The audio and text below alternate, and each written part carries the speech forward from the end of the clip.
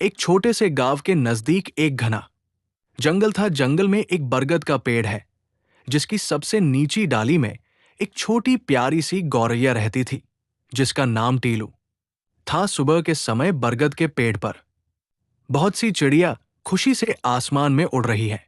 टीलू, जो एक नन्ही गौरैया है, पेड़ की सबसे निचली डाल पर बैठी है। उसके पंख छोटे हैं और वो केवल थोड़ा सा ही फुदक पाती है। ऊपर से आवाज आई, वाह, आज की उड़ान कितनी मजेदार है।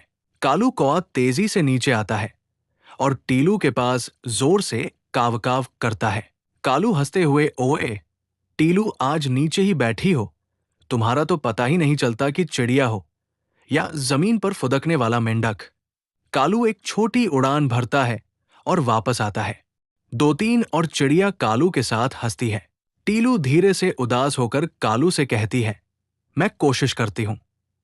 कालू पर मेरे पंख, वो एक बार पंख फड़फड़ाने की कोशिश करती है और मुश्किल से 2 फीट ऊपर उठकर नीचे गिर जाती है।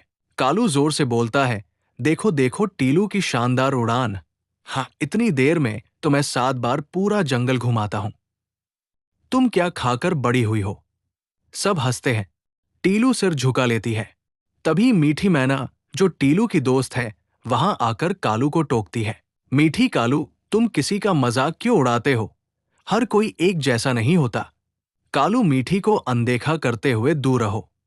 मीठी, मैं तो बस सच बता रहा हूं, उड़ान ही हमारी पहचान है। और ये तो हमारी बिरादरी पर धब्बा है। कालू और बाकी चिड़िया उड़ जाती है। मीठी टीलू के पास, टीलू ऊंचा उड़ना चाहते साथ मैं क्या करूं, पर मेरे पंख मेरा साथ नहीं देते।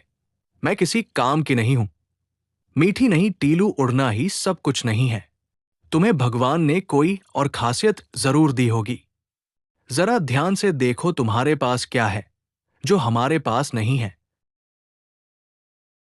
दोपहर के समय बरगद के डाल के नीचे टीलू उदास होकर धीरे धीरे पेड़ के नीचे चलती है। वो फुदक कर जमीन पर बिखरे बीजों को उठाकर खाने की बजाय उन्हें एक जगह जमा करने लगती है। उसी समय कालू और बाकी चिड़िया तेजी से आती है। वे बहुत डरी हुई लगती है।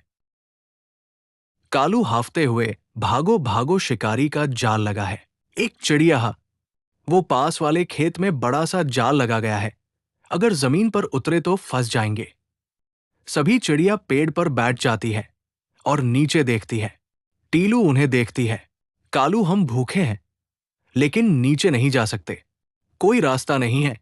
टीलू अचानक तेजी से फुदकना शुरू करती है। वो उन बीजों की ओर जाती है जिन्हें उसने पहले इकट्ठा किया था। वो अपने छोटे पंखों की मदद से तेजी से फुदकती है, मानो दौड़ रही हो।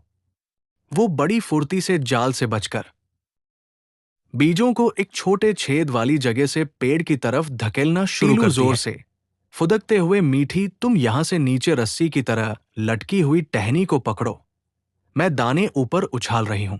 मीठी को टीलू की बात समझ आ जाती है। वो टहनी को पकड़कर नीचे लटकती है। टीलू जमीन पर फुदकते हुए बहुत ही तेजी और होशियारी से बीजों को एक एक करके उछालती है। मीठी उन्हें लपक कर ऊपर ले आती है।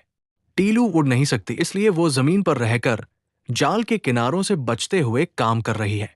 कालू और बाकी सब चिड़िया हैरान होकर देखते हैं। कालू, ओ टीलू, वो जमीन पर इतनी तेज और होशियार है कि जाल को भी मात दे रही है। बरगद की डाल में शाम का समय, सभी चिड़िया दाने खा रही है।